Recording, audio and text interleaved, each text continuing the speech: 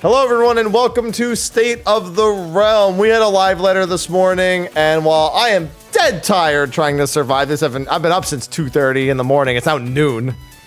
I'll make it. I promise. Just expect me to be loud to compensate. But I'm one of your hosts, Mr. Happy, and of course, joining me is Sly. Hello, Sly. Hello. Hello. How are you? How are you feeling? I am refreshed. Shut up. Shut up. All right. Listen. Did you have any food during the live letter? Did you have any like breakfast? Nothing. I had bread. Start the day. I had bread. I had cottage cheese before the live letter. Okay. And then I had bread at some point in the last 9 hours. As well as about 500 milligrams of caffeine. Yeah, you need calories, my man. I know, but now's not the time. The only calories I'm trying to ensure anyone gets is Ivy, since she's not been in the best of ways after getting her dental appointment earlier this week. She did not respond well to antibiotics, and she will not eat. So I'm just spending all of my time trying to make her eat, and I'm not eating. Such a good dad.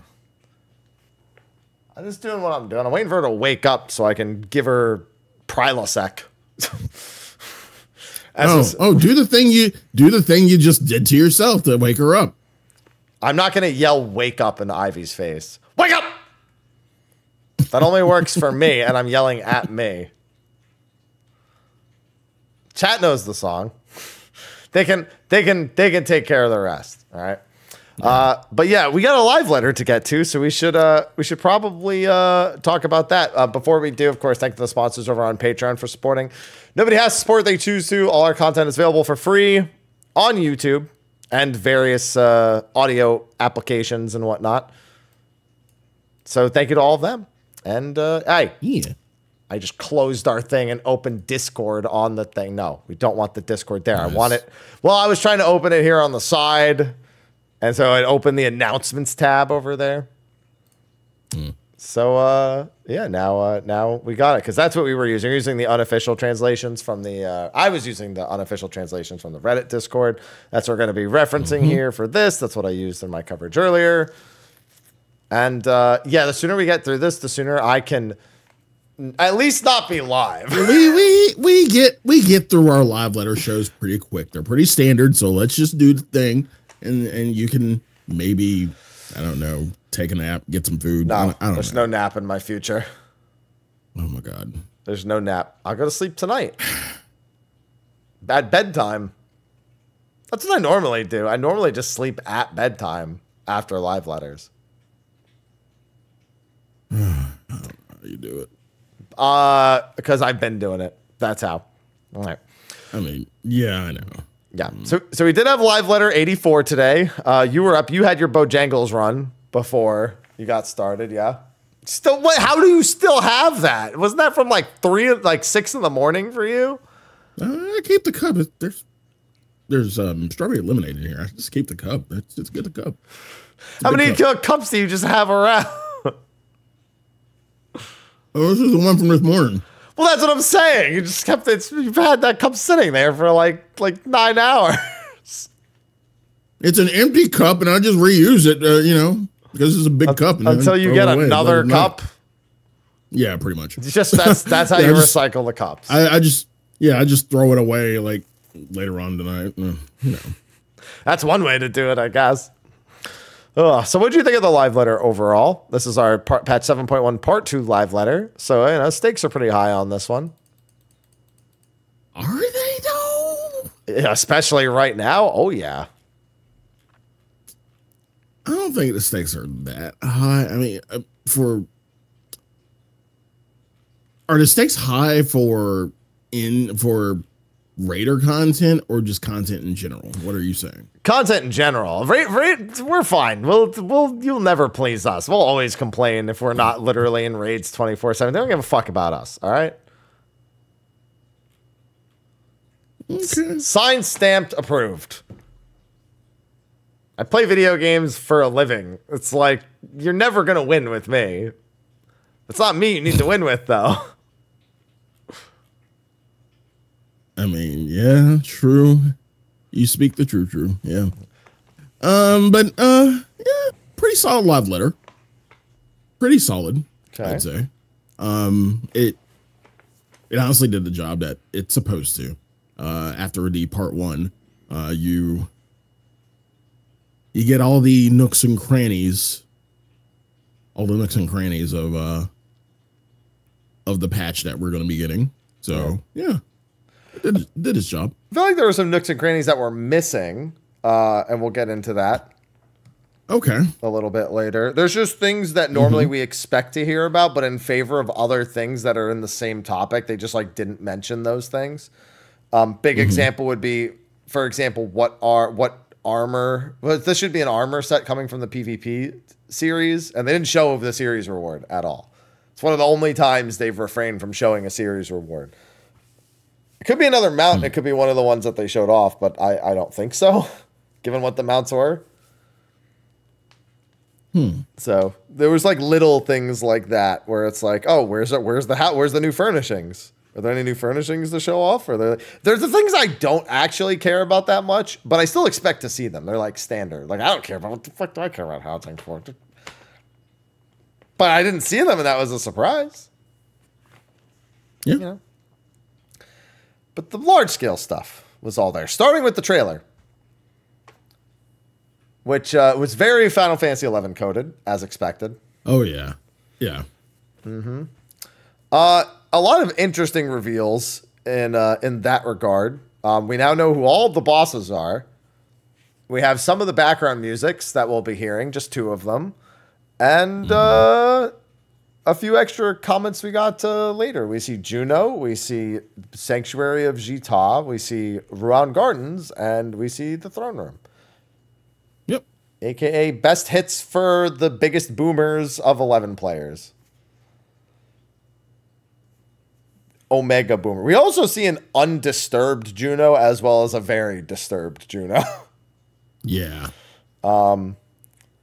I actually think the lower Juno, the undisturbed one, they said we would be able to go back to Juno as an event zone, implying that it does, I guess, in some capacity become a hub. It functions kind of like the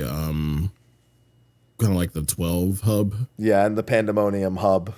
And Omega had we've had hubs for most of them. Alexander being like, I guess the standout. Coil we stood in like each and every in between was like a mini hub, but there was no like actual hub, you know. So there is that. But yeah, this is for the biggest 11 boomers, and it looks like, you know, Juno we will be getting in its entirety, in its peaceful form, for screenshots in Final Fantasy XIV, which I have a feeling will be very popular. Oh yeah. Yeah. Big with the boomers. Yeah. I mean, even amongst the not, like, it's a nice looking town regardless, you know? Yeah. The trailer shows off Halatali having trusts, which confused a lot of people who didn't really think about it being included for that reason. Like, why the fuck is Halatali in the trailer? Interesting seeing the last boss put up a shield when he goes invincible instead of just being invincible. There's like a visual to it now. And then we see a handful of other scenes. We see what is either... So there's 2 things here. Okay. The Manderville scene is either the Alexandrian Manderville or it's some parody on the graphical update. And you can't convince me it's not one of those. Like him basically saying that he looks like a Giga Chad because of the graphical up, like some sort of parody of it. Like I would think it would be funny if that's actually Brandy Hildy and he got a graphical update. Like that's his like meta joke that's actually Brandy Hildy, but like, you know, fluffed up a little bit, you know? So there's some room for some funny stuff in there. Oh man. We got to see Cloud of Darkness, a few more things for that. We got to see Eternal Queen doing Harrowing Hell, I suppose. Yep. Basically. Fucking face. Oh boy. I like to imagine the whole time. There's like, you know what the community's gonna say, right? Because the Eternal Queen is just like headbutting over and over again. She'd be like, Sphene, shut up. You already know the community is going to instantly go. It's like, oh yeah, that's what I was doing. And I don't even dislike Sphene, but I saw the joke happening. I could already see the Reddit posts like being typed out as she was face slamming into the ground over and over again. I know how his community thinks. Yeah. Yep. I was thinking maybe, I don't know, headbanging a little to, the beat. I don't know, yeah, either that or Embrace the Metal or some other metal song in 14. Please nerf Picto. Literally anything. You could just take the image of her headbutting the fucking arena and just put it to anything. Just put it to where's the content? Oh my God. Yeah, just meme brain rotted entirely. That's it. Everything is a meme format now. Like you just gotta look close enough. Like Brandy Hill, he's gonna be like, someone told me I looked like grapes. Fuck. Because he's got less pixels and everything, you know? He looks like grapes. And he's got to do this he's got to do this the whole time. Yeah. Yeah.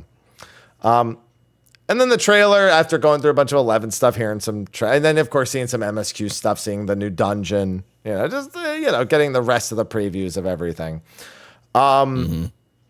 We do get the brief preview of Fru at the end, where Reen and Gaia, they're specifically standing in the E12S Phase 1 arena, interestingly enough. Which could mean anything, because we do also see Shiva with Mitron symbol over her face. Yep. Yeah. Which is explained later in the live letter, thankfully. We actually have the full context of why that is, so that won't be much of a mystery. But, Ultimate. I'm so thankful for Ultimate. Why? It's because it's Thanksgiving week. Sly, that's the joke. I gotta be thankful for it because it's on Thanksgiving week in America. So I'm thankful for the 7 static members who are just not gonna be with their families on top of that. Okay. Normally I would walk away out of sheer, I don't know, but I have a package, so entertain. I'll just say that I'm walking away because that was terrible, but entertain. I gotta go. Okay. From the front door. You've got a package. All right. Well, the good news is you can still hear me the entire time because you have a wireless headset on. So if I were to say something else directed at you that was equally as embarrassing, that would be that. Like for example, we know we have the Oracle of Light and Dark in the Crossroads teaser. That's actually how they go into the teaser. They zoom out on the whole artwork and then they start slowly zooming in on the Oracle of Light and Dark. So we're going to just call her, because we have like Mitron and Reen. So we have like Mitrine or Reentron. So this could be Reen Gaia. We just got to start merging the names together effectively for all of this stuff. So it's, got a few options. Got a few options for some of these. Yeah, Yeah, time for more Angry Raider is supposed to go. Why doesn't the JP game delay content for American holiday? Listen. Even Yoshida was like, you don't have to do it the day it comes out, right? And everyone in NA was like, what did he say? Did he just say, wait? How dare you? And to be fair, I agree. Why would I do that? Come on now. Come on. I just make time for both, if anything. Totally. Because Thanksgiving isn't the only conflict of interest that we have this time around, but we'll get to that in a little bit. Y'all good with your package? Yes, I am. If you and Guy were to defuse, it would be Slya. That's nice and easy.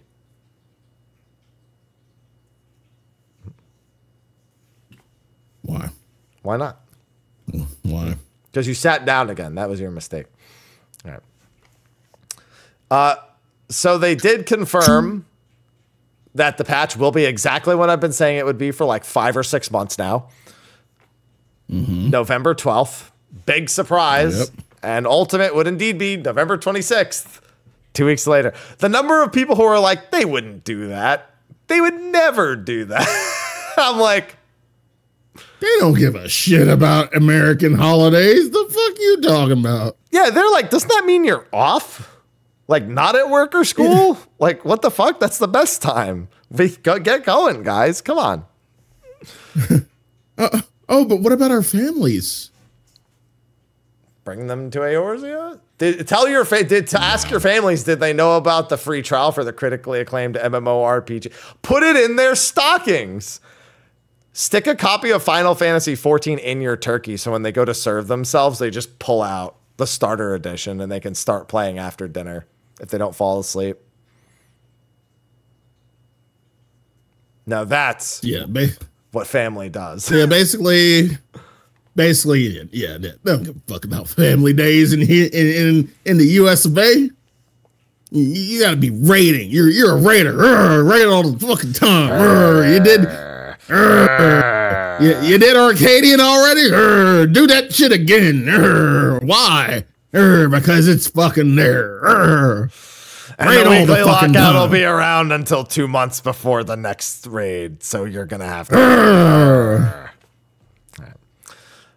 Now, they did say that we were going to get a look at the schedule a bit later, so we'll get to that, later, basically right before the QVC section. Then all the trailers were posted. We got to listen. We got to hear Prish's voice, which is not her Dissidia Duodecim voice. It is a brand new voice for her. And Shadow Lord having an accent was definitely not what I expected either. It's like, you will feel my rage. I was like, not what I expected, Shadow Lord. I expected something more brutish and slow. You don't look like you speak quickly, Shadow Lord. Shadow Lord has never been in any other Final Fantasy media, has he? I mean, he's theater rhythm. But he doesn't speak in theater rhythm. I don't think they voiced him in anything else. No. Yeah. No. That's what I mean. Okay. Yeah, Prish's voice. First time Prish's voice actress is Margit's voice actress, so you'll get along with her great. Maybe she likes coffee just as much. You know, I'm down for it. He's like a boss in other games, so that's about it. Didn't want to leave players behind that didn't play 11 either. Yeah, they had a lot of the sound effects too, because they had like the login music, they had like the menu sound effects. They went pretty ham with a lot of that stuff. I have a feeling we're going to be getting 4 or 5 different themes from that, because we have, much to my chagrin, at the start,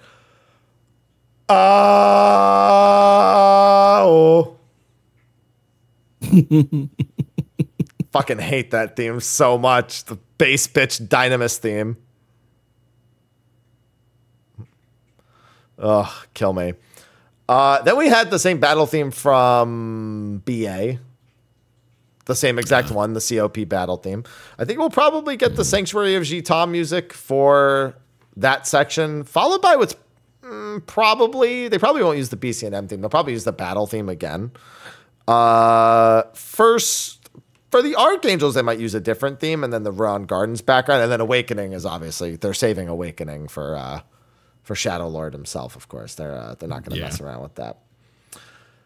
They did reconfirm, for those who missed it, that Dawn Trail's actual MSQ ends in 7.3. Unlike Endwalker, which ended in 6.0 and then, had the separate story arc, this is still a continuation of 7.0 that closes out in 7.3. I think it's dealing with the preservation, which everyone still thinks is a Pastorat thing for more Ascians. Not everyone. A lot of people do. There's quite a few people that think that's Pastorat related, so willing to hold on to that. Yeah. Then they did a quick refresher for everything. Allied Society quest, and we got dates for everything here. New main scenario quest, Allied Society quest, which I said would be bright and straightforward, interestingly enough. Which, to be fair, it's the Pelu Pelu. I don't expect to be dark and gritty. The black market, Pelu Pelu black market would be the only way I would expect that. New custom deliveries are in 7.15. The additional role quests are 7.16. The only thing in 7.16, oddly enough. Additional Wachumekimeki quest. That's the combined Wachumekimeki. That's also in 7.15. And Hildebrand, also in 7.15. So all those little tidbits. They did also reiterate that they think the MSQ dungeon will be a little harder than average, but not quite as rough as the bonus dungeons were to some people, like our spooky haunted ride. Yeah. But I want they were fun. I like the spooky. Yeah, they're fun. They're fun. We love it. We love that shit. Even though it's fucking annoying, we love it. I love getting grabbed and trapped in place and masked and murdered. Right. Yeah, because I like it because everybody else dies and then I survive, and I'm like, fucking hit boxes. Apparently, even their duty support programmer was like, "Really? I have to do that? Come on now, that's messed up." All right, getting to work on it. Then for battle content, the dungeon, as they mentioned, Sphene Burden, so Sphene Extreme, or Sphene Extreme. There you go. Yeah, headbutting. You have Byakko Unreal. You have Juno. You have Ultimate, and you have Chaotic. Yep. Busy slide there. Very, very busy slide. There will be 2 totems from the Extreme, from Sphene's Burden. It's only slightly longer than your average Extreme, but they're going to 2. And then they just promised to reveal a bunch of other stuff. Now, what's important is Chaotic is 1 week after 7.15. Sly, I know you've seen the live letter, so you already know the answer to this. Yes. When would you normally expect a 0.15 to be out relative to the beginning of the patch? So November 12th, how much time do you expect to pass before 0.15? About a month and a half, maybe? That would be 6 weeks. Yeah. 8 weeks is the average. But yeah, we've had a 6-week cycle before. The problem is you played since A Realm Reborn, so you remember when it was 4 weeks. Yeah. We used to get 0.15 patches after 4 weeks, and then they started changing that. Just like that. Yeah. That didn't survive very long. They did that largely because of the 2-week for normal Savage in the early days, like the Heavensward days. But yeah, I would normally expect 8 to 10 weeks, which is like a good working average. I swear they're just fucking with us now, because that's not what it is. But we'll wait till we actually get to that point in the live letter. So then also some other things, and there's actually one really interesting bit here I didn't expect. So New Game Plus support for 7.0. Duty support for non-MSQ dungeons. That's why Halatali's in the trailer. Hall of the Novice with specific mechanics, which they go into a good depth in later. PvP update, which they talk about a lot later. Mahjong commentary, and the housing update where you can select the different interiors. Not the one where you can change the size and pay to increase the size, just change whatever size you have. So that helps you get rid of the pillars and stuff like that. Yeah. What's not in that slide, but what's translated is they're adding an extra side quest to Pandemonium, which I'm curious about. And again, the quote is, felt wrong to do it in 7.0, so we're doing it now. Why didn't they do it in 6.5? Would have been wrong there. I mean, is this akin to the Omega side quest? Maybe. I mean, yeah, because that got added expansions down the line, the Omega follow-up. Yeah. But here's the thing. There's only one loose thread in Pandemonium that makes sense to revisit. And that's that we let the motherfuckers keep the Heart of Sabik. And I never liked that decision. But here's the thing: they're not going to make this mandatory. Most likely, maybe if they do anything, and anything bad happening with the Heart of Sabik has to be mandatory. So, unless they want to make this like background story that is not like essential to whatever is going to happen in the future with it, that's the only thread that makes sense to me to revisit is the Heart of Sabik. Yeah.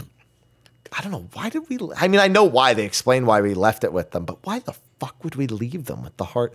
Like, come on, Warrior of Light. You got to be smarter than that, maybe. No, we're not. Oh, we're not. Okay. You can keep it, sure. They're like, yeah, it doesn't really have any power allowed. It's like, oh yeah, sure, I'll take your word for it. Idiots. We just want another fight. We just want another fight down the line. That's it. Yeah. That's all we want. We just want another challenge. We're pulling a Vegeta. We just want another challenge. You know what? Keep it. Save it for a rainy day. You fight. can absorb. I'll take it. I'm going to absorb the androids, Vegeta. And then you'll fight my perfect form. Yeah, that's all we're doing, but we're doing the fucking Yeah. Heart of Sabik equivalent of that. Yeah. All right. Then we get into showing some in-game content, and the first thing they show off is a little bit of Juno, which is it's a little fucked up. Oh yeah, a little. Yeah. Well, the beginning, you can see it in the distance, but yeah, the streets of Lower are pretty okay for the most part, and then you advance a little bit, and then it gets fucked up. Yeah, given the Dynamis music in the background and the literal Dynamis mobs that are standing right in front of you, it's worth assuming that this isn't some like not Dynamis thing. How they're going to explain it's a bit of a different story, because obviously Dynamis is a very different word in 14 than it is in 11. It's not like a power or emotion. It's a dream world over in 11 made by Diablos. So it's not so straightforward to just be like, well, clearly it's Dynamis. Well, it needs to be applied and modernized, because we're not going to 11. We're just Vanadil is the setting for our experience here. So that's the big question. And but Cool Jaw Jaw comes with us. He's chilling. He's there, defeated by Prish, gets his ass beat already, but tried to some capacity. And speaking of which, Prish wanting to fight us, either she's refusing to let us go any further because she's just like, no, you need to be able to beat me if you're going to go any further. Or the scene where she's in Yaktel is not until after this is concluded. Kind of like how in M1S after you beat, or M1 after you beat Black Cat, now she's our friend.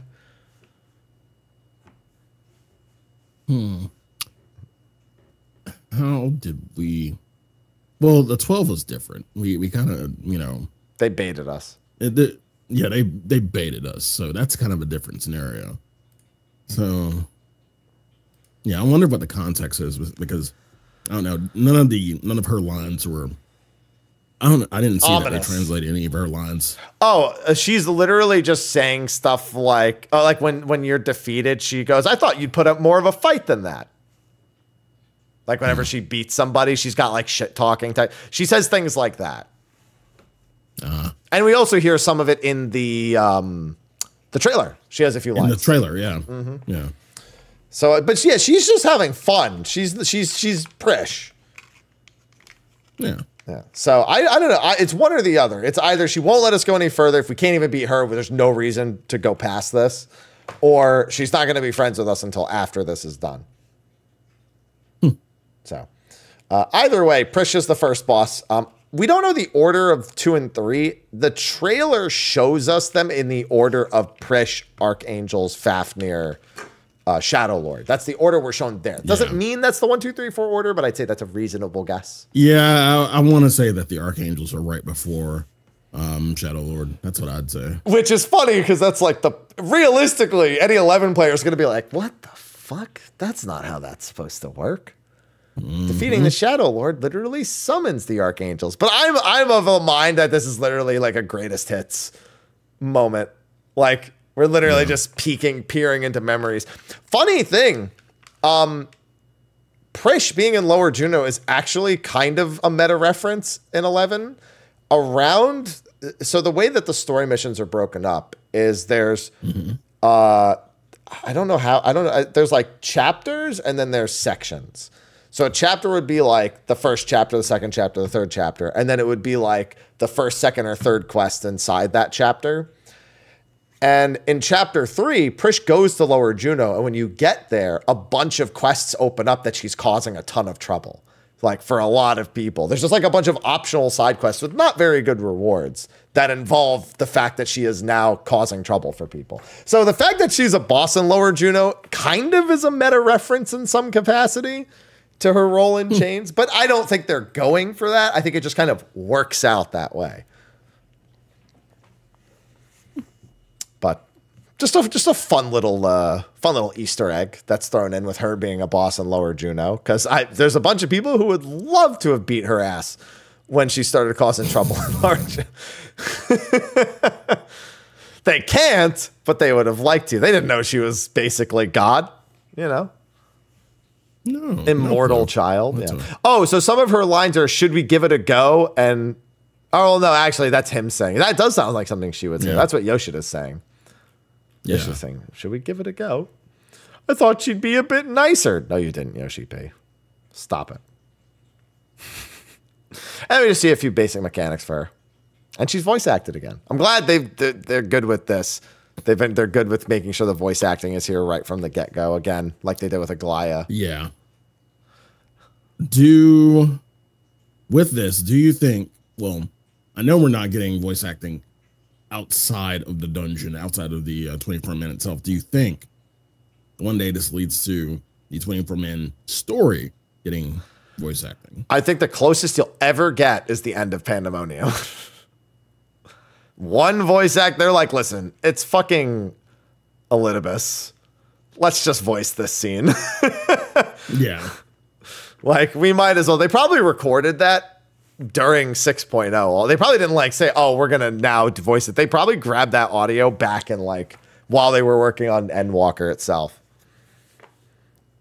But no. But they like, again, this is 11. This is nostalgic for a lot of the community. So if Sly, if they would choose a character, if they would choose one who just, give voice to at the end of all of this, who do you think it would be? Iroha? Shantoto, maybe? obviously. Oh my God. She's already been voiced in a ton of media. Yeah, she's ready to spit bars. And she's been voice acted in quite a few things. Like she's voice acted in Dissidia, Duodecim, and like a handful of other media already.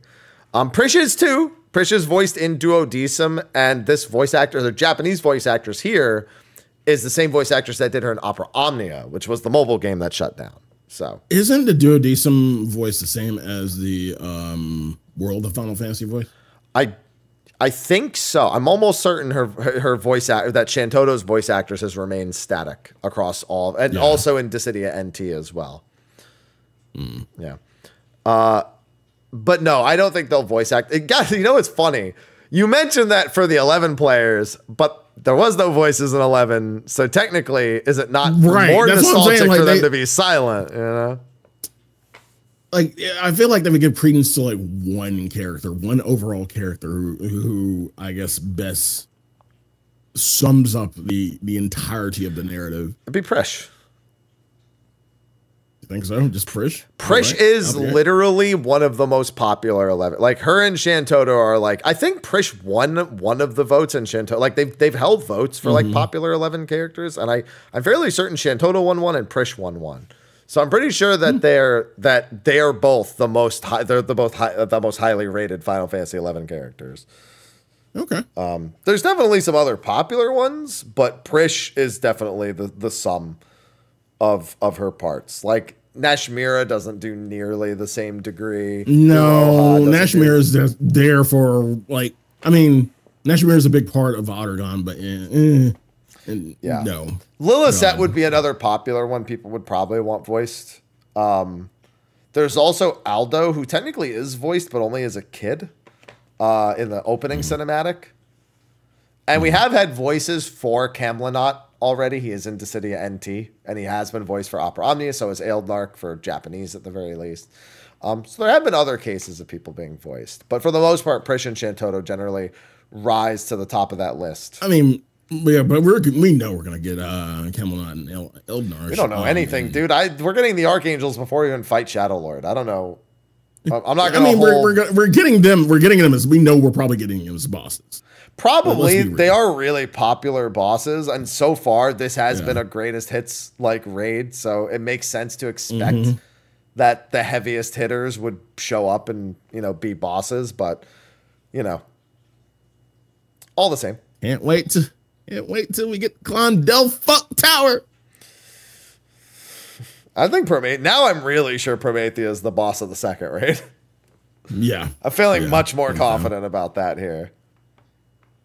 It would actually kind of make sense because Camlanot, Eldnark, and Nagmeloda would all be reasonable things to suspect before dealing with the Chains of Promethea. But then again, that's assuming there is any reasonable order that needs to be considered. This has proved that no.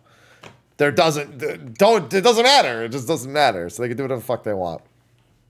We didn't get anything on job adjustments, but Black Mages very quickly noticed some job changes to Black Mage during Yoshi P's section here. The first obvious one being there's 2 stacks of ley lines. Yep. That helps prevent drift, and it does give you some flexibility. If you are constantly just holding on to one stack, and there's a point in a fight where you can use the other stack without it'll prevent drift and give you effectively an extra ley lines in any given fight, which is valuable. It doesn't really fix the core problems a lot of Black Mages have with the job at the moment, but no one's going to say no to that. Right. The other thing is apparently, and I'm only taking chat, I wasn't paying enough attention to see this for myself, so if this is incorrect, this is what my chat told me. Despair is instant cast now. It's not, they didn't use a triple cast stack. That's what my chat's saying. They didn't use swift cast, they didn't use triple cast. Or I'm sorry, he had triple cast active, but when he casted Despair, the amount of stacks didn't go down. I wasn't paying attention. I'm not saying but I had several people in my chat tell me that, and we always know you trust Twitch chat. Obviously, you always just believe everything Twitch chat has to say. Yep. So, yep. I haven't gone back to fact check it. That's it. So, I don't want to take any credit for that one. But yeah, that was their quick preview of the Alliance raid, and then we had, they were going to show Chaotic, and they're like, wait, we forgot to show the armor. So they're going with the Archangel armor set here. They're not going with some of the other things people maybe predicted. There's things like Hauberk. Well, no, we have Haubergens, but there's like a lot of old armor sets that people thought maybe they would use. Some people thought the artifact sets, and I was like, that doesn't work. There's only going to be 5 or 6 unique models here. How the hell are they going to choose which ones to use? They're going with the Archangel sets in this one. Yep. How do you feel about that? I mean, it's right on the money for me, what I was thinking. It's fun. I've seen a lot of people being like, well, that's not very cool. And you want to know what's really ironic about that? There's 2 really ironic things. Actually, this is very well timed. Number 1, in 11, for years, everyone was begging for these sets. They're not that different from some of our current sets, some of the sets that were current at the time in 11, but they are distinctly different. Number 2, the last several months in 11, they just started adding these as sets.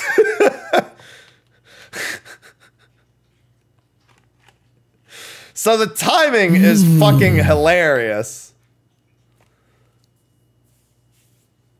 So what a well-timed idea. Oh man. Yeah, for some reason I thought these armor sets were in 11 for longer, but it's just the weapons that were in for longer. Like the different weapons have been in there for quite some time. Yeah. So hey, if you want to go play 11 now, I think the Mrhappy set is the login bonus for the month. Really? Yeah. They're all been login bonuses. So right now is the Mrhappy. I don't feel like you could get that Mrhappy set with something else. They're very similar to some other sets. Okay. But that exact set was not in 11 until this month, pretty much. I don't know which other ones are out already. I don't know if that's the last one or if they've done like other ones. Yeah, I can name like 2 or 3 sets that look like that Black Mage set right there in 11. But they're not. They're just similar to other sets, but all black. And these do, of course, die pretty decently. Yeah, as we can see from the last picture. Funny, though, because all the white hair on the white sheet of paper makes it really weird to try to look at the entire thing. Fortunately, the 7.1 site does just post what the in-game renders look like. So you get a better idea if you just go look at the 7.1 site. Then, back to the Chaotic Alliance raid. A lot of interesting things happening here. Yeah, I agree. I agree on this. It's kind of good to speculate why they went with certain choices on this. But go ahead. So the first thing is the party composition. 6 tanks, 12 DPS, 6 healers, basically 2-2-4 for each of the 3 alliances. Yep. I don't know if that's for nostalgia's sake originally. Like, I don't know if they were like, well, the original Cloud of Darkness, we made them take 6 tanks even though they didn't need it. But this time they're like, no, you'll need 6 tanks. Which is hilarious. That's a hell of a design to need 6 tanks. And to go in even further,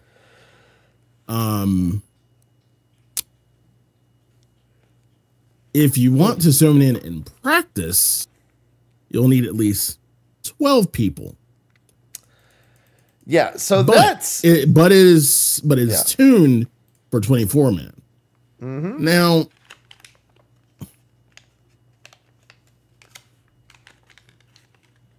come on. And when I saw this, I'm like thinking, it's always going to be tuned for 24 man. Yeah. But can this be done with less? That's going to be the question.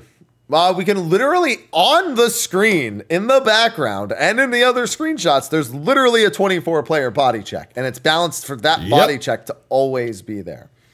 Which means tank LB3 it. Anyway.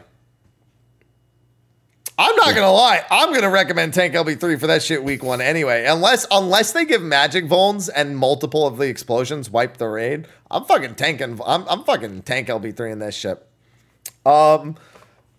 But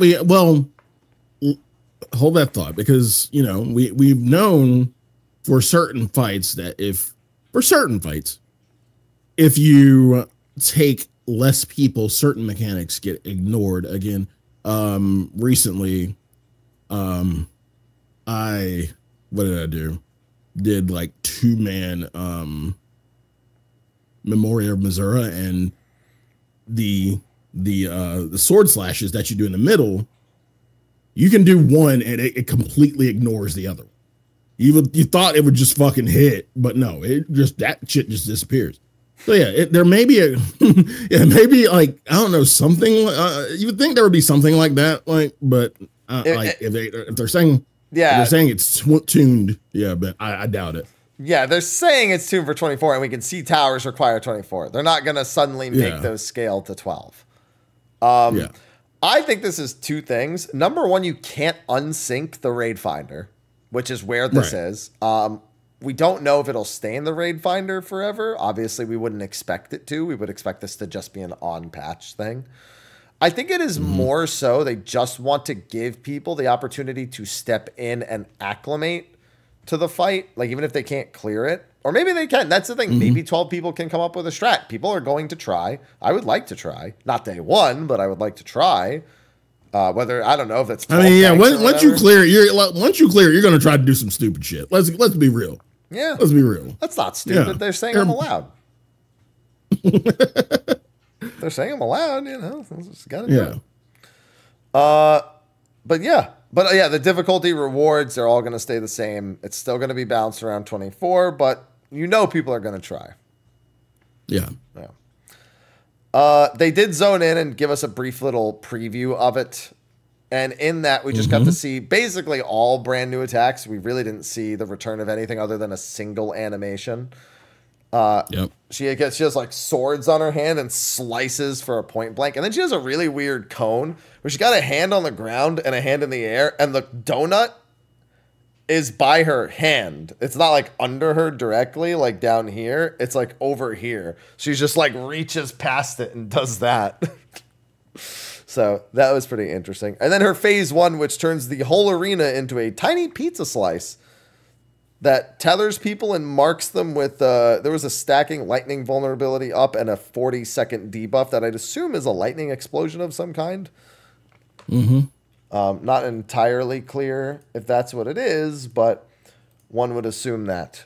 Although then again, the stacking lightning debuff, I guess, again, it really does depend on how that interacts when there's multiple people around. Yeah. Yeah. Again, just because it's 3 full parties doesn't mean that's how you got to split it. That's what they say. Well, we can already see literally in the other screenshot, the center of the arena requires 12 people and the outside platforms require 12 people, but there's 2. So it's 6, 6, 12. Yeah. But there's a lot to take away from that. You see the ring around the outside is indeed a part of the fight. You can use that to reposition for your teleports. The question is, do you want to teleport to the inside of the arena and like, will it actually carry you over the gap? Or do you want to teleport just while staying on that line and like not killing anyone with something else? Right. Those are the questions. But they said it's a pretty fast-paced fight. It's got a lot of mechanics. And so they had to make sure it had adequate rewards. This is the question I wanted to ask you. You are the rewards guy. And so That's me. How you feeling? How you feeling about these rewards? 1, how are you feeling about the rewards themselves? And 2, how do you feel about how they are how they're shelling out the rewards? Basically the limited time bonus and then the regular. So the item level is good. However, 2 things. 1, all right, while it will be out before the weekly limit is lifted from Savage Raids, and this is unlimited weekly, that's a plus. It's still months after Ultimate. And while I think it would have been crowded to release it on 0.1, and I didn't want that, I also think that it's a little too late in the cycle.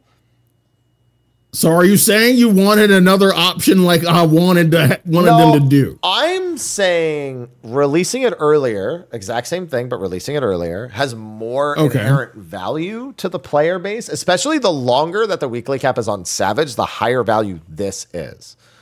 The further away from it, the further back. Number 2, if it's before Ultimate, then it acts as a good gearing method for Ultimate. Now, technically with where it's releasing, if you want to try Ultimate on another job, it is a much easier way of getting at the moment.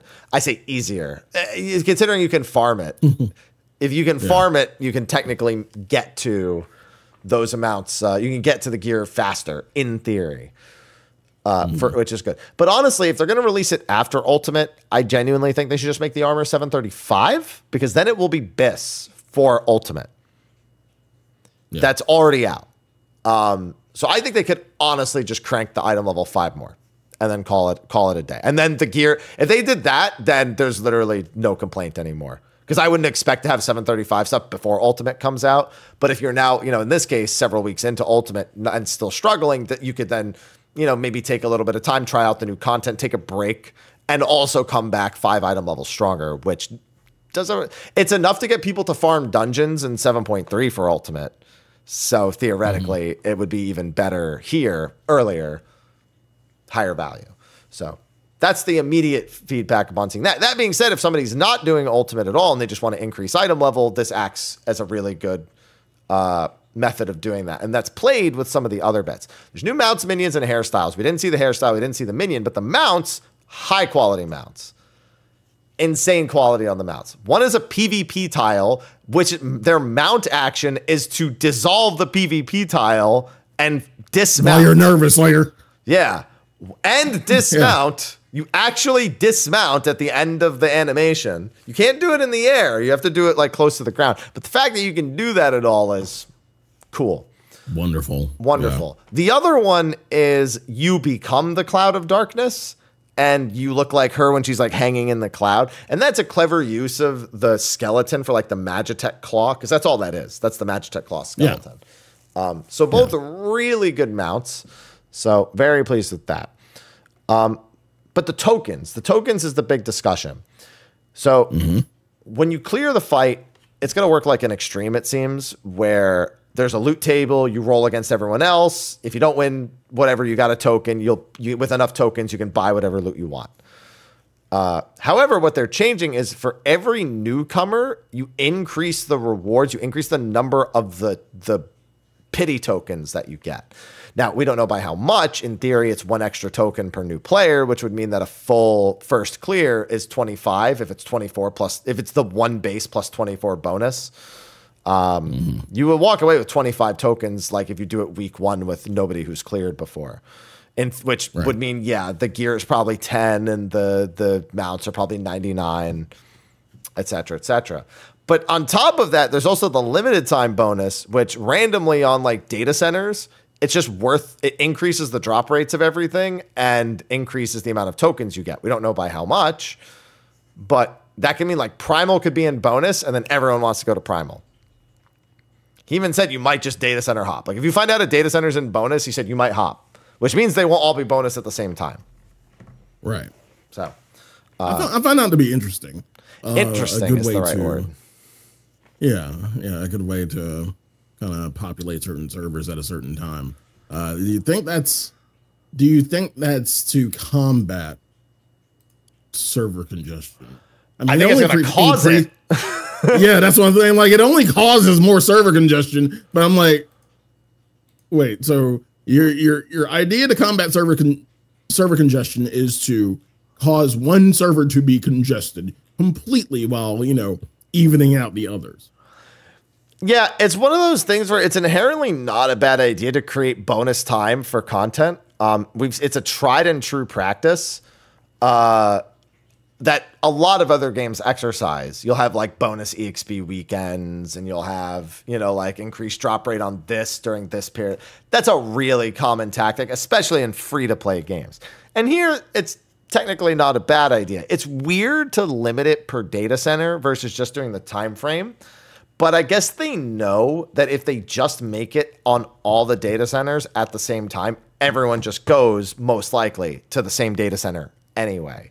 So they're essentially taking care of the corralling section by saying, oh, hey, for the next 4 hours on Primal, if you want to do this, it's bonus loot. So the question is, what is several hours? Is it 4? Is it 6? Is it 12? Is it a day? We don't know. But that's the thing.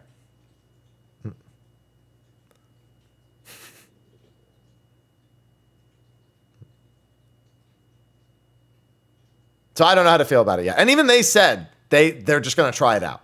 They don't know if it's going to work. They're going to try it out.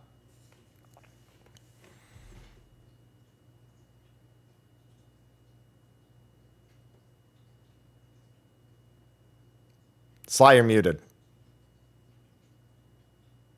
Because I honestly don't see this failing hard. There's a potential for it too, but I honestly don't see, like on paper, I don't see this being such a bad thing. But let's devil's advocate say it is. Just say it just completely just ruins shit, and there's more congestion than the problem they had before. Sly, I have a completely different concern. What's that? What if the strats aren't universal, and you go to Primal, you got to do Primal strats? Oh God! You go to Crystal, you got to do Crystal strats. You go to Ether, you got to do Ether strats. You go to Dynamis, nobody goes to. You go to Dynamis, and the other 3 just fight.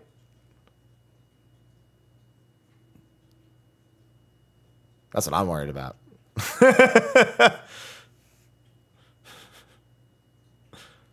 Please just don't name any of them Happy strats. That's it. It's my only ask. Just don't name any of them. I hope it works out. I think the first time bonus idea is definitely a big bonus. Like I think that's a success no matter what. Especially yeah. Go ahead. I was just gonna say, especially given we expect a Eureka style kind of helping system for it, and that's a lot of helping new players. That encourages more people to want to participate in helping new players. And I see this kind of bonus working for other content as well, and I could see them shifting it to, I don't know, maybe not EXs, maybe EXs. I don't know. It'll it'd make EX farming go by really, really faster if they did. But that's probably far off in the distance if they ever decide to do that. But yeah, I can see this going, like, shifting to other content. Yeah, I mean, I think that's the core that they want to test here. If they want to move something like this into extreme trials, if they want to move something like this, probably not into Savage, because Savage is a little bit, with the weekly restriction, they would only be able to do it after the weekly restriction is lifted. And even then, I kind of think it's pointless in Savage. But other content they develop can use similar systems. I think that's easier to do than to apply it to things that were Criterion. Wait, when the fuck? No one wants to do Criterion. Stop. Anyway, what am I going to get more? I mean, to be fair, in a way, you're right. With the new rewards in Dawn Trail, it might better support a system like this, but it will not support it with the old ones and the loot that they have, because they don't fucking have any. Right. So, doesn't really work out in such a sense. Yeah. And he even compares it to the good old light farm back in the days, you know, Zodiac weapons, Anim weapons, good old light farm. Definitely a way of describing it. Yeah, that's one way too. Yeah. So that's, and then we did get some preview of some rewards. I was really surprised to see a Diablo set as a reward, given I figured they would save that for, you know, Diablos. Really? Yeah. You're calling that Diablo set? Basically, yeah. I call that bang bang pull my devil trigger set. Yeah. Yeah, Diablo set. And I don't even know what the second set is. I don't know what that is. Yeah, I have no clue what the fuck that is. That's Lala Felvis. Thank you very much. Okay. That's nice. That's nice. That's nice. Yeah, I get that. I get to keep that one. Yeah. Okay. I'll give you that one. Yeah. You know, it's funny. They said they're going to show us the mounts and the minions, and they showed us the 2 mounts and didn't show us the minion. Liars. Yeah. That's where we saw the mounts we mentioned earlier. And they also said a lot of this stuff can be sold on the market board. The mounts, they said not, they didn't say all of it, but maybe they did mean all of it. At the very least, I'd assume the mounts, minions, and whatnot can be, which also incentivizes people to help new players, because if they're collecting more totems from helping new players, they get to these things faster.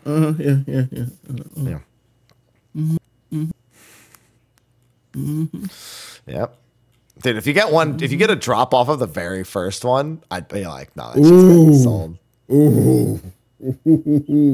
He's talking about millions. He's talking about millions. Tens of millions, yeah. I'm selling that shit for 75 million immediately. Exactly. Hey, Yoshida's like, you Eorzeans are rich, right? Yeah. Yeah.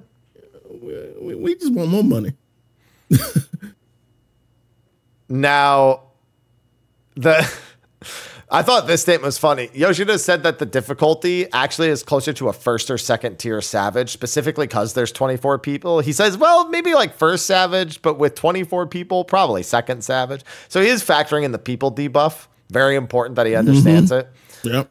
But the bigger question is, do we ever trust Yoshi P with difficulty approximations? That's the real question. Because they are always hit or miss.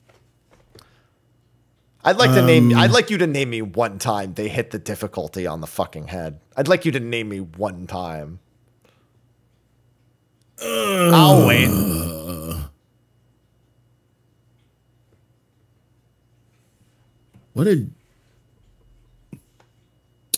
What did Yoshi P say about Creator? I'm trying to remember what he said about Creator, because I want to say that was pretty much. I don't think he said anything about specific. All I remember is Midas. He said between second and final coil, and that is the meme. That is literally the tier that really. No, I'll say this. He said Alexander Gordius normal would be like doing Bahamut with Echo. That was probably the grossest exaggeration, because it was not even close. I think he's probably pretty close, because I think that at this point, extremes and first and second tier Savages are very close difficulty wise. Similar. So I think it's probably pretty close this time, but still. Yeah. That's your answer. Your answer is yeah, sure. If that's what he says, I guess we'll go with it. I mean,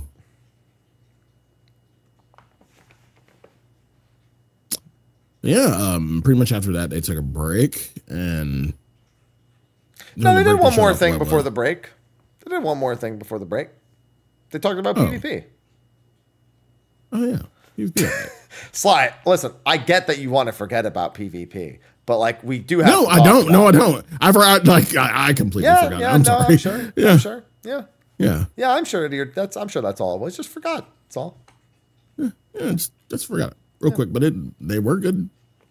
They were some good PvP updates. I will say that. Well, one of them is potentially good, but only good because the actual best answer is not something they can do at the moment, but they will do it in the future. First, they reminded us about the hit detection update, that the effects will now be on the animation hitting you and not on the effect going off. So biggest example would be Primal Rend. It no longer will stun you as soon as the button is pressed. It'll only stun you when the warrior makes contact with you at the end of the animation, which means there is time for counterplay. Motherfucking warriors cheating out here. Always been cheating. That doesn't really answer any questions about Dark Knight, but still. Maybe the job balance section would take care of that. Yeah. They also talked about how, there's going to be general balance stuff. They add stuff, remove stuff, adjust limit breaks, whatever. That's to be expected. Frontline and Rival Wings will be getting some specific stuff. They actually wanted to do roll actions for Frontlines and Rival Wings, but that didn't make it in time, so that's going to be a 7.2 thing. I'm curious to see what that'll end up doing specifically to Frontlines and Rival Wings, but we'll just have to see. Series 7 beginning. They did not show the series rewards, which was weird. Normally they at least show like an armor set or a mount. They just didn't do that.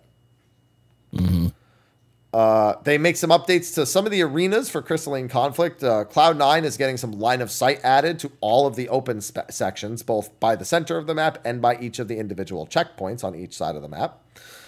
And Red Sands is getting the LA freeway, essentially going between all the different checkpoints and the oases. That's what we're calling them. That's what we're calling them. There's going to be some hella traffic jams on these fucking freeways right here. So I think overall, though, pretty good changes to those maps. Way more approachable and way more playable. The open sections in Cloud9 were really a pain. So glad to see a little bit more smart arena play factoring into Cloud9. I still think it's going to be one of the more popular maps. I still think the other maps will be better and will be more popular, but only time will tell. Yep. The big change, though, is the ranked change. Yes. They're just going to be doing one set of ranked per region instead of per data center. So now there's no more like 3 or 4 first places per region, like one for Primal, one for East. If you're number one in all of North America. You're number one in all of Europe. And to do that, they're making it so in any given season, you have to all be PvPing on the same data center. So if you want to do ranked PvP, you have to go to Primal on NA, for example. Which, to be fair, is the correct data center because that is the PvP data center. And they did say they would swap out. They were thinking about swapping, or not thinking about. They will be swapping out. They want to change the data center every season. So next season it'll probably be, I don't know, Aether. Nah, Dynamis, man. Send them over to Dynamis. Is not the correct PvP. That is also that is not the correct answer. That your assessment is the correct assessment about the not correct answer. I agree. Yeah. I mean, it's eventually going to happen, but it's not correct. I think it's just not, to be fair. They will. It'll happen. They just don't have to, It's going to happen, unfortunately. On top of that, only the best placed character on any given service account can now be will now be listed in the ranking. So if you have 8, if you for some reason are ranking 8 of your different characters to try to get rank rewards for 8 out of the what was previously the 100 slots, that won't work anymore. It'll only be one of those 8 characters, assuming they're all on the same service account, which is good. Yeah. Most of the time, hardcore PvPers have 2 or 3 characters in the top 100, so they actually end up occupying, a good, 20 to 30% at the very least of the total. So definitely discourages win trading as well. So glad to see this. I got to sneeze. Bless you. Thank you. I looked up at the light. You look like you dabbed. You look like you dabbed when you sneezed. Oh God! I just heard. I have the Discord tab open, and on my browser, and it gave me the Halloween Discord sound just now because I didn't have it muted in browser. Because the browser one doesn't have streamer mode. Only the app does. Right. Yeah. Yeah. They are gonna increase the number of people who qualify for the not first place rewards. So even though there's only gonna be one number 1, there's gonna be 100 like second placers and 300 third placers. You know what's funny about that though? I'm like, but wait, on NA there's 4 data centers, so shouldn't they go to 400? And then I was like, right, they don't count Dynamis, right? Damn. No. What's more? You want to know what's more damn than that? I do have something that's more damn than that. So OCE is only 1 data center. It's Materia. So obviously they're not going to change all of that. Yeah. However, I had a very sincere question for my community. Are there even 100 people who place in PvP on OCE? Oh my God. And I was given an answer, and I was like, they were like, yes. The difference is you could get top 100 and be in silver. Which will never happen on the other data centers. No. Yeah. So somebody I think said, yeah, there's 107 people who did ranked last season. I was just like, I don't know if that's accurate, but I would believe it. Man, what's worse than that? What if in that top 100 on OCE, be quiet phone. What if somebody still has 2 or 3 characters, and now with only their best character being placed, what if now not 100 people qualify? Shut up!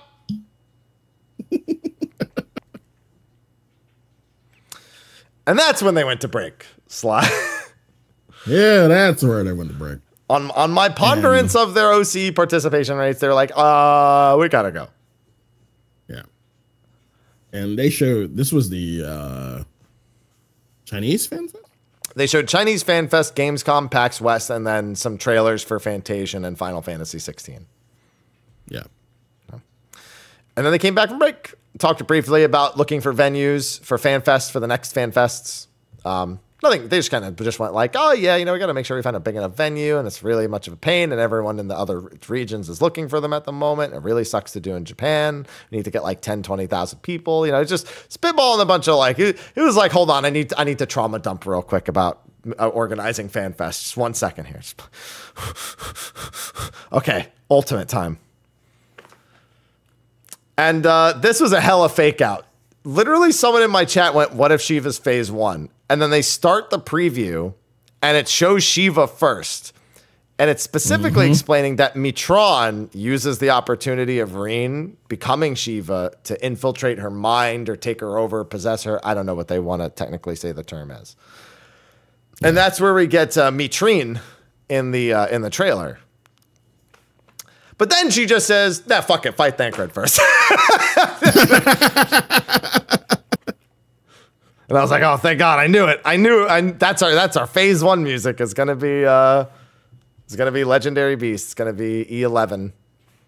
And we get to, dude. Imagine just doing phase 1 over and over and just being called a whore repeatedly. Every time you wipe, you have to hear him go, "You're not going anywhere, whore, whore, hibachi." Yeah, you can't fight me unless you can fight my dad first. All 3 of them. There's some Vothri in there too. We'll count that. Yeah. Yeah. Yeah. Yeah, and that's really all they showed. They just showed Elemental Break, one of his skills, Elemental Break. They showed it's a little different. There's like there's a lightning variant and a fire variant. We didn't really get to see the lightning variant at all, but the fire variant did like 2 back-to-back. Looks like 4 and 4 baits, very similar to M1S. Fire normally has pair AoEs on it as well, so I don't know if when that'll proc. He died too quick for us to really see it, obviously. So, question mark. But that'll be our phase 1. Yeah. I can't wait. Smile.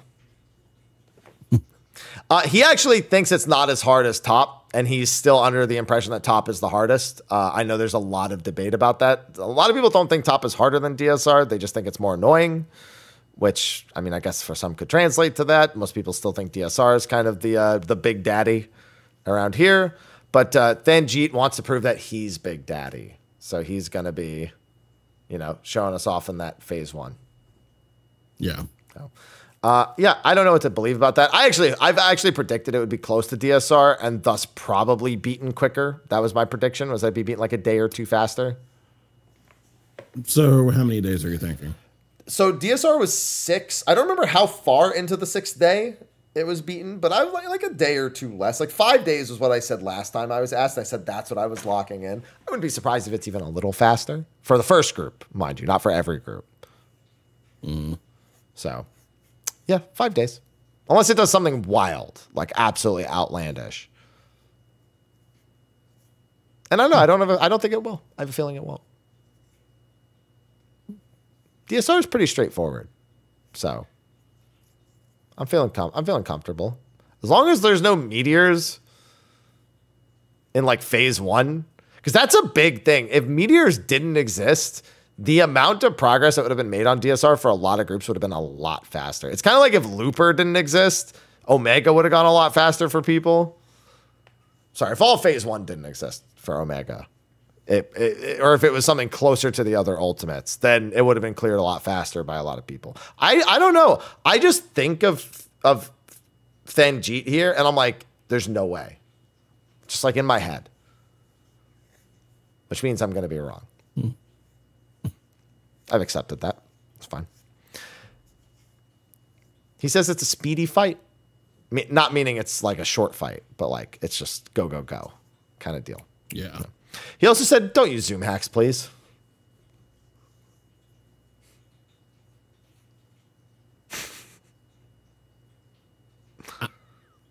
I'm trying to think why you would need any Eden fight, why you would need to. I mean, have you never seen somebody play on like an ultra wide? It's basically like Zoom hacks. It's pretty clear why people do it when you see it's a hardware Zoom hack, not like a but yeah, but I'm saying that it gives you an idea of what the advantages are if you were to Zoom hack. Yeah. Like it genuinely is like cheating. I don't really like I don't really like playing games on ultra wides. I don't enjoy it, but I can very clearly see that shit's cheating. Like it's not. But I know it's funny because there's been so much third-party talk. But the Zoom hack bit he's calling out in specific is because the JP group that cleared first, that was the thing for top that really took off.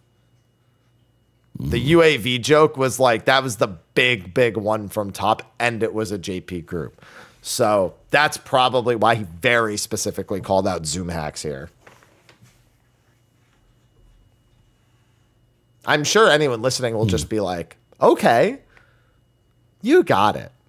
That's how all cheaters work. They go, I don't know, he asked.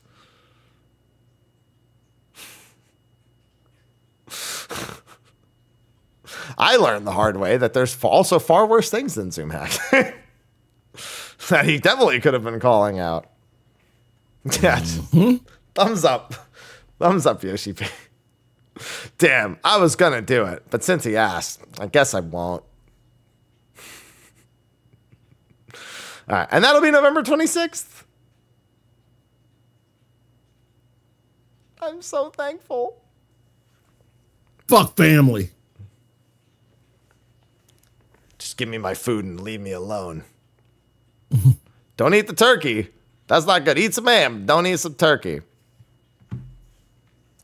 All right. Oh, but there won't be any lions, which is an interesting admission. And it's an interesting admission and an interesting omission. Both. Which I'm not in any way mourning. Fuck those cats.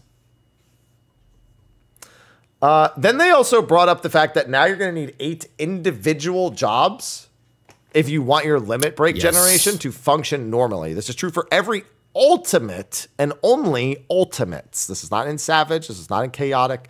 This is an ultimate. Now, keep in mind that the way it works currently is if you have duplicate jobs, it just slows it. That's how it works now in everything. In ultimate, if you have any duplicate jobs, the passive LB generation will come to a complete standstill. Which largely seems to be dealing with a lot of the weird, like 30 limit break Ultima weapons and like no healer stuff, because that relies a lot on very specific job compositions. And that kind of goes to the wayside a little bit. That doesn't mean, I'm not going to say that means it's impossible, but given the difficulty of pulling things like that off, it's likely to combat stuff like that. Yeah. They could also just make healers better, but, you know, this is another way of doing it.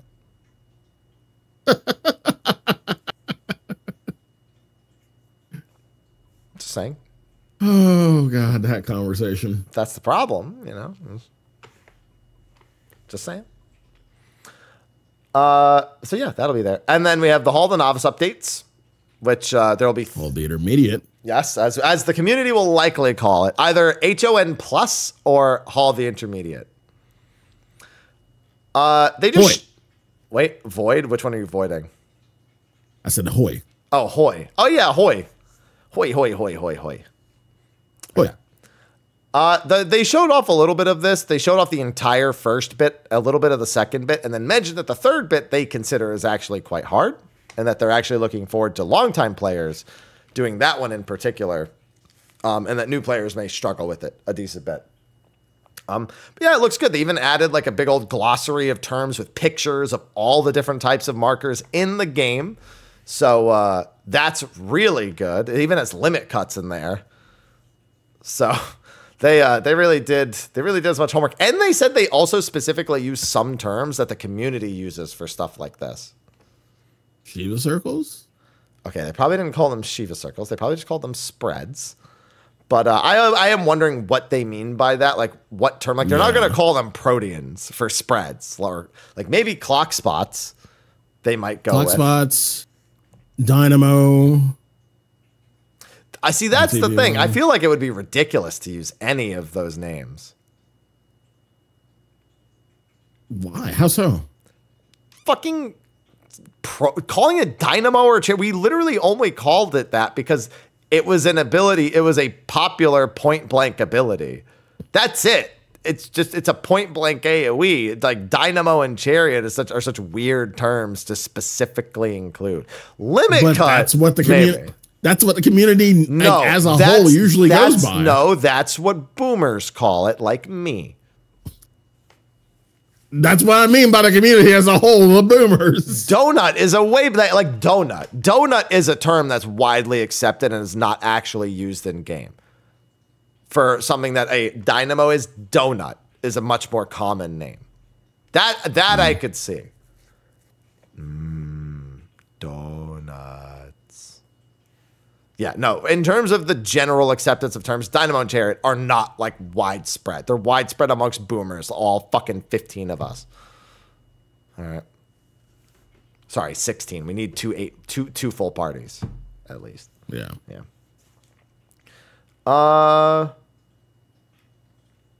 Yeah, okay, so an example they give is in Japan, atamawari is a term that Japan uses for stack, which is split damage AoE.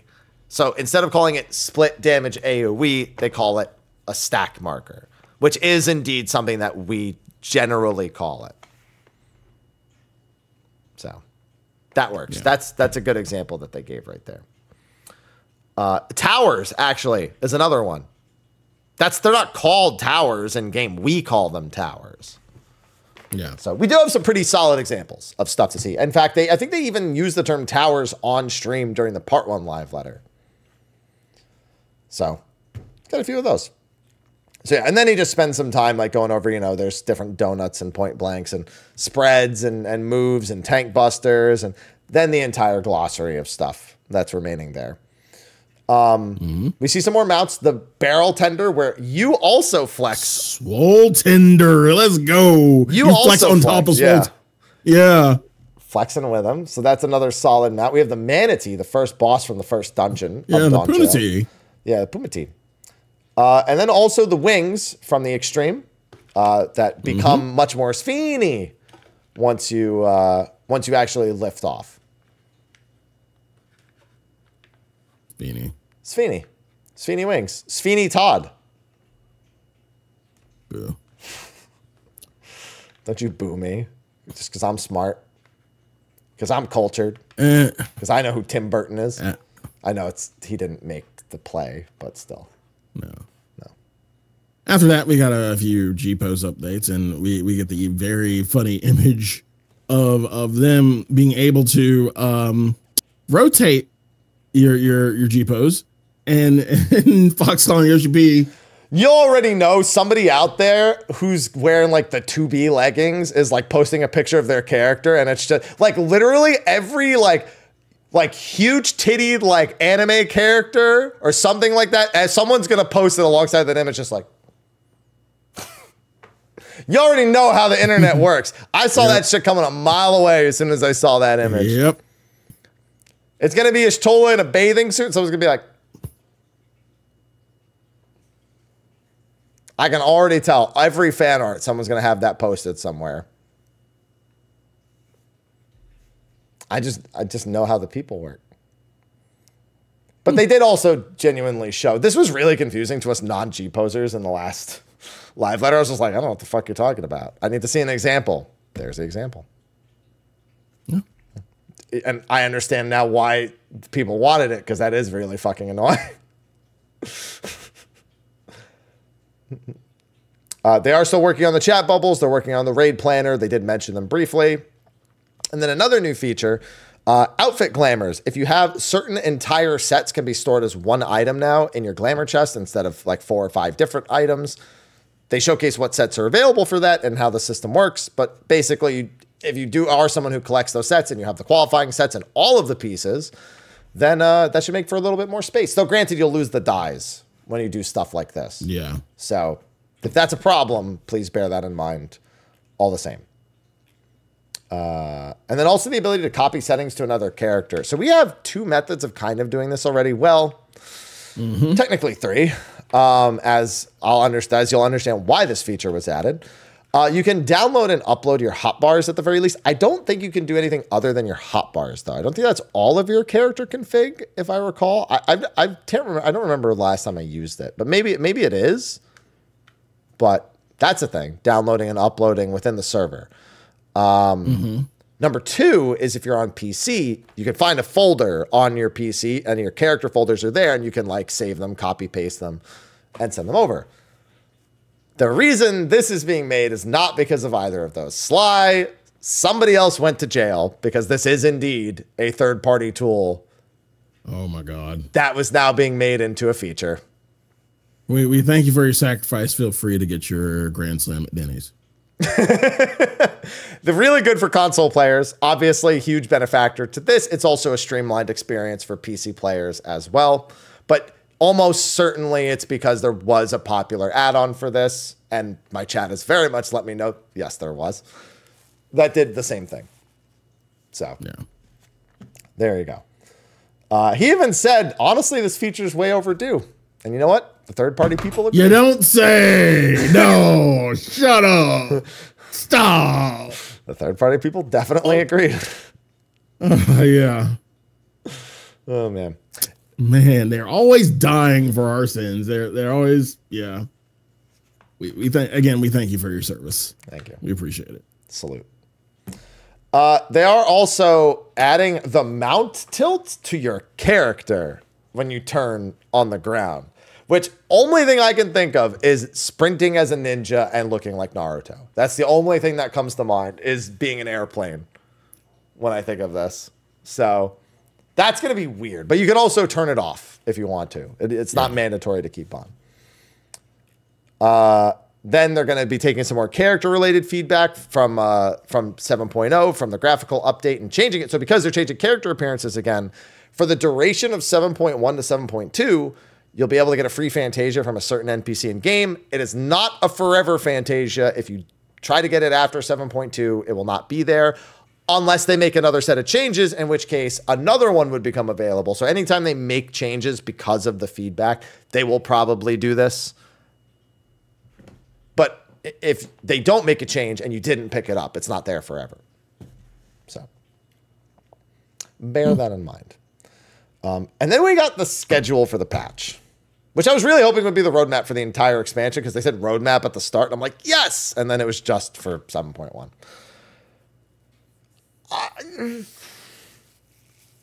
Yeah, this is certainly a decision. November 12th is patch. Yep. Yeah. November 26th is ultimate, as expected. Remember when I asked you about when you thought a 0.15 patch would normally be? Yep. Did you have December 17th as your predicted day? God damn it. Why Crimmer? Why there Crimmer, man? Why? Listen, that's not that bad. Why, man? But you know it's a week after 7.15, Sly? Crimmer Eve. And that's when Cloud of Darkness Chaotic comes out on Christmas Eve. Man, why Crimmer Eve? Why? That is the day I make burgers and fries and watch War in the Pocket, because that is my yearly fucking tradition. You don't fuck with tradition. I will not be raiding on Crimmer Eve. Nobody will be able to. Sorry, that's my tradition. I'll be watching War in the Pocket, having a burger for reasons. And that's my Crimmer Eve tradition. You can't fuck with it. No. I mean, I'm just going to go Photoshop a Santa hat onto all the Cloud of Darknesses in that fight and make her wear stockings over her hands. God damn it, Yoshi P. You just don't. You don't care about Thanksgiving. Now, Crimmer? Crimmer, everybody. That's everybody. Yoshi P. That Crimmer. Sly, everyone's home on vacation. It's the perfect time to play. Yeah, Yoshi P really said fuck family on this one. Do you think anyone's going to take family. the opening? You know how like Cloud of Darkness is saying stuff to the player during the like opening cinematic? Think someone's going to put Mariah Carey's voice over that? Yep. Yeah. Yeah. Okay. Yeah. She can sing you a Christmas song. She's already as my chat's already said, just don't go to a supermarket today, because it will be playing in the supermarket today. Today is the first day that supermarkets play that song. Although my local, one of my local ones has literally had Christmas stuff on display for 3 weeks already. Is this a day they broke Mariah Carey out of ice? Yep. Oh my God. They get the pickaxes and they chip her out, and the further they chip in, it starts to get louder and louder as they create air pockets, because she's already singing it. It's just like she's just frozen in time from when she was last singing it. But nobody ever takes the pickaxe just that little bit further. Just that little bit. But yeah, so Christmas Chaotic. I guess I'll put a group together. My birthday's 3 days later, so happy birthday to me. Yay. Can I get the mount for my birthday if it drops, please? Yeah, that's gonna. I feel like that's gonna fly. And that excuse is definitely gonna fly on your birthday. Yeah, you'll get it. You'll get it. I promise you will. Yeah, please. Yeah. And then again, January 21st randomly is just the roll quest. Like, why didn't you just do it then? Why didn't you just stick it in 0.15 and do it in like mid-January or something? I don't know. It's just so weird to have like a random patch just for roll quest stuff later on. Maybe they're going to do a collab around then too. Who knows? But like Monster Hunter is about a month away at that point, you know? Yeah. Maybe it's time. Who knows?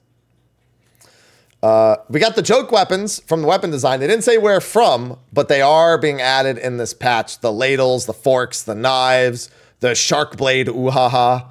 The shark fists, ooh-ha-ha. The fat cat spear. All this stuff. And man, they really need to stop printing this on white paper because the red made, you can't even see Drippy. Drippy's the fucking focus and it's invisible on the white paper with all the exposure on. Yeah. Mm-hmm. Maybe it's PvP like trophy crystals or something, but they didn't, I mean, or MGP. Those are the logical things. But yeah. My favorite thing is every single image, other than like a couple of them, you could just see Alpha just staring at the camera off on the bottom right. Alpha's just like, again, memeable. So memeable. yeah. Just love it. Just over. Carbuncle's also just off camera going.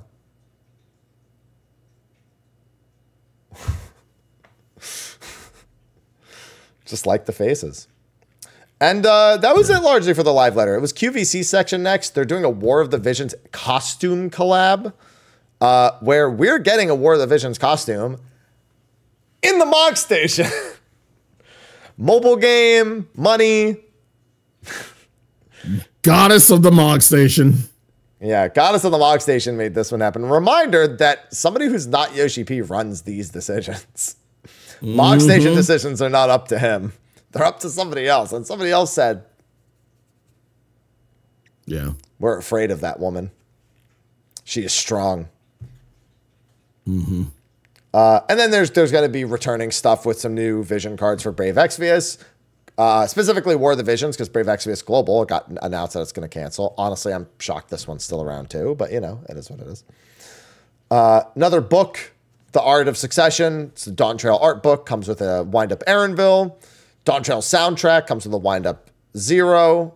There's the Blu-ray disc for the Primals live in Japan, which even comes with a shirt for a 10-year anniversary. And then the camping gear.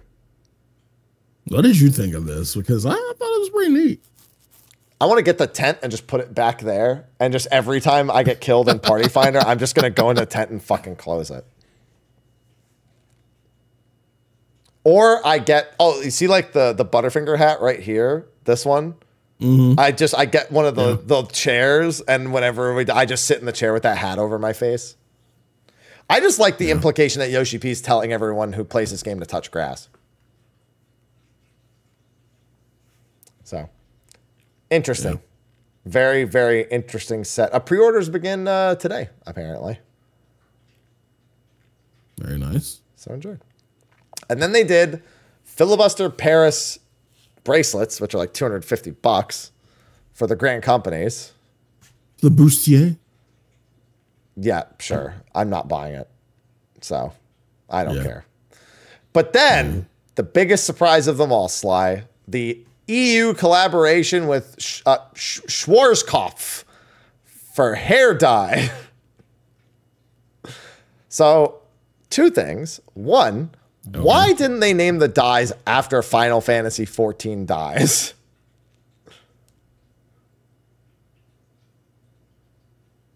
Got no answer for that, huh? No. Two, can we get Xeno to dye his beard with one of these? Oh my god. Yeah. Oh my god.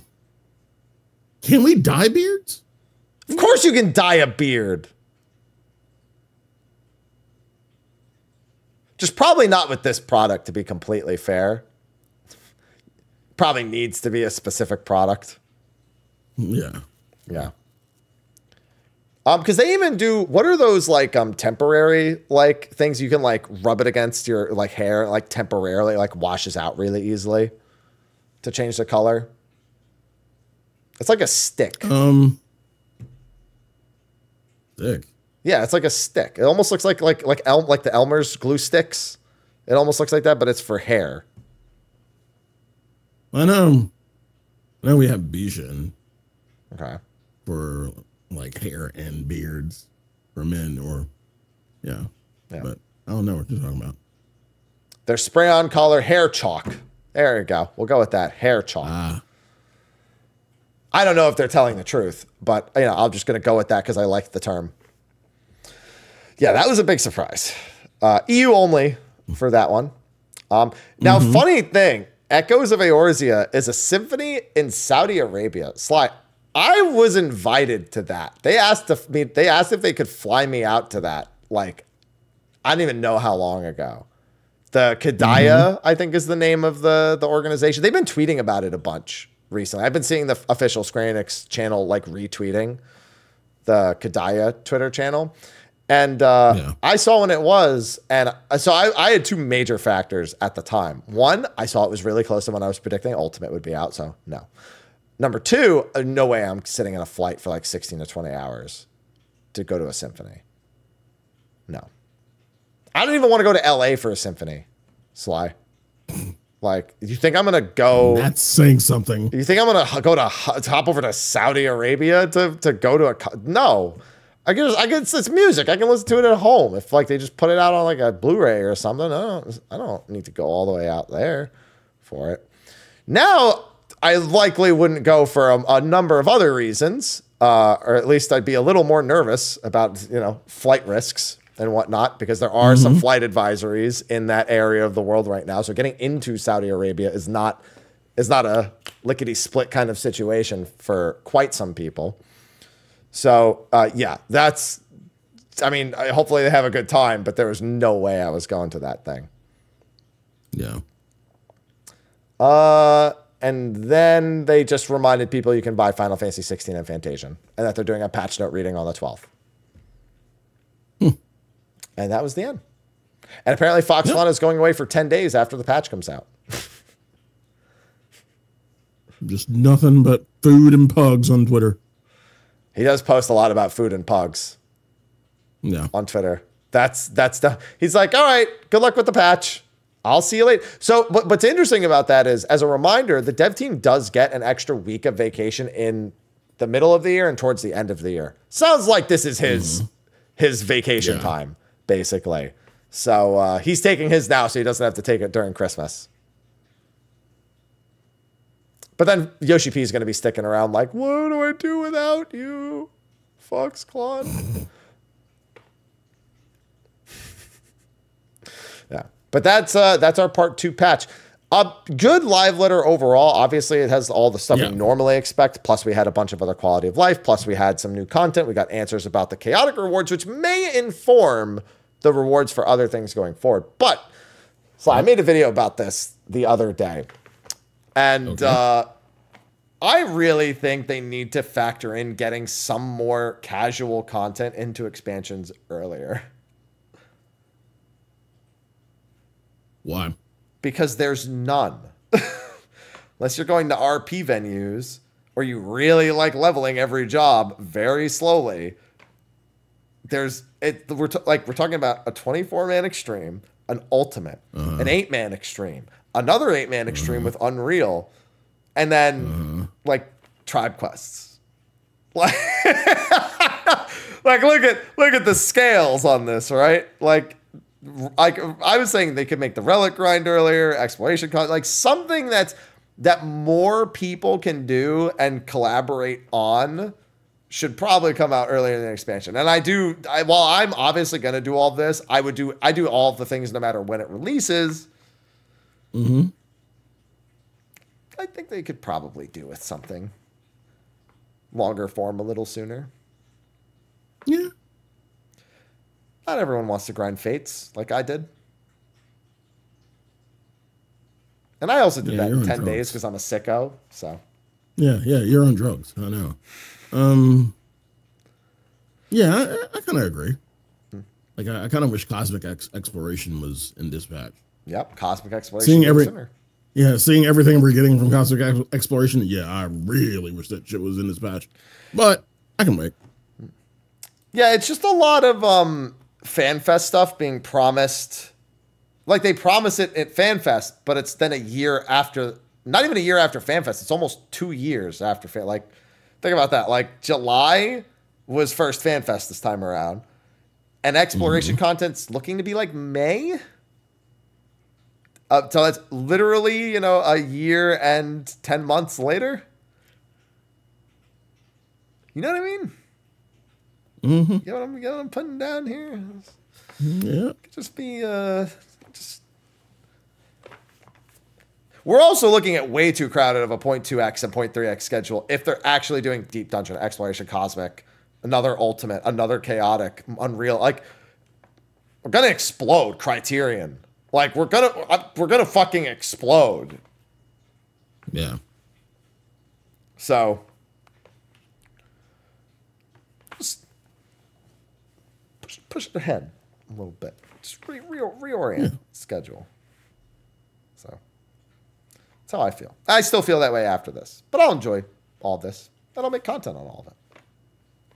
Mm-hmm. Yeah, so overall, good for me, but good luck everyone else. Yeah. Everyone else who can't play on Christmas and Thanksgiving. Because you actually talk to your families. The thumbs up. Yeah. But with that, yeah, I'd say we're good and done. And I'm ready to die.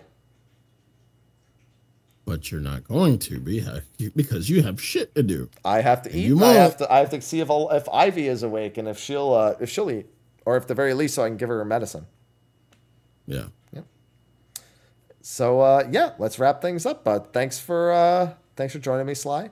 Of course. Mm-hmm. Yeah. Thanks for having me. Next week is patch notes preliminaries. We need to start an hour early.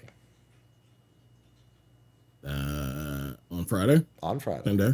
Same day. Yeah, that's fine. I'm just, I'm letting you, because I have some place to be at 1.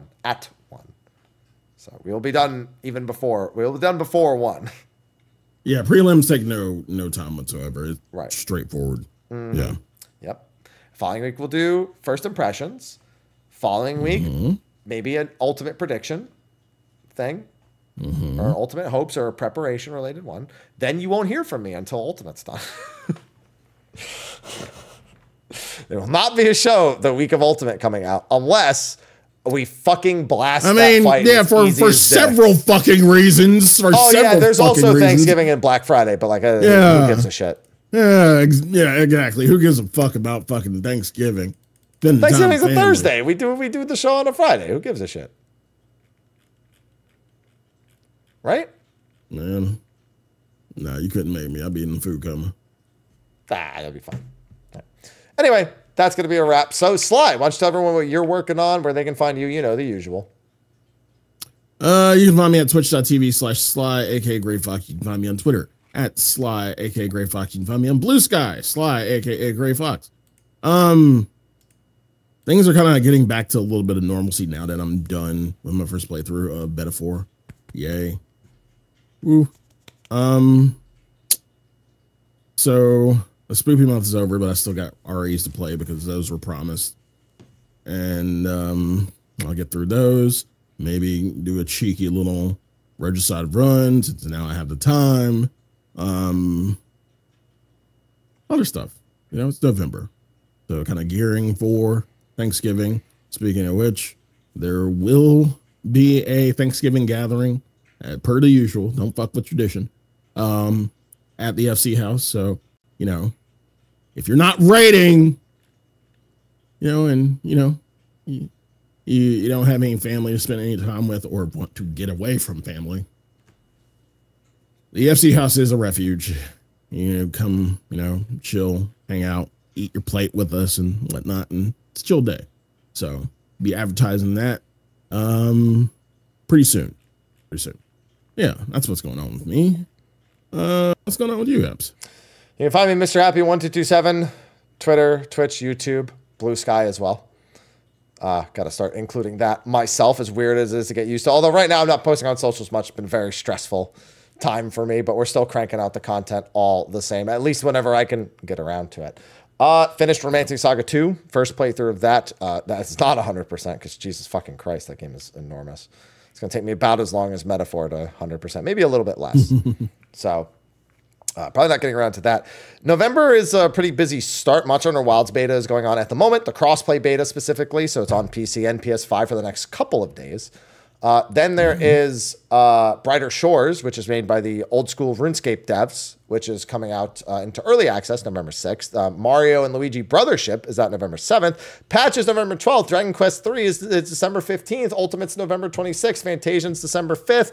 And I think PoE got pushed back to December 6th. PoE 2 beta. So, oh, really? Yeah, that got pushed back a few weeks. They put like a whole big thing about that on socials. So it's pretty fucking crazy right now, to say the least. Yeah. So on top of that, I gotta go take care of the cat. So I'm gonna eat and then I'll go do And take care of yourself, God damn it. Eventually. Oh God. Yeah, I'll get there. Don't worry. All right, so that's going to be a wrap. We're going to go into a very short post show because I am exhausted after being up for a very, very long time. Shut up, phone. And then we'll see you next week for the preliminary patch note video review that we'll do, reading thing, discussion. Yeah. Thanks again to the sponsors on Patreon, and we will see you next week. Shut up, phone. Until then, take care. See you soon.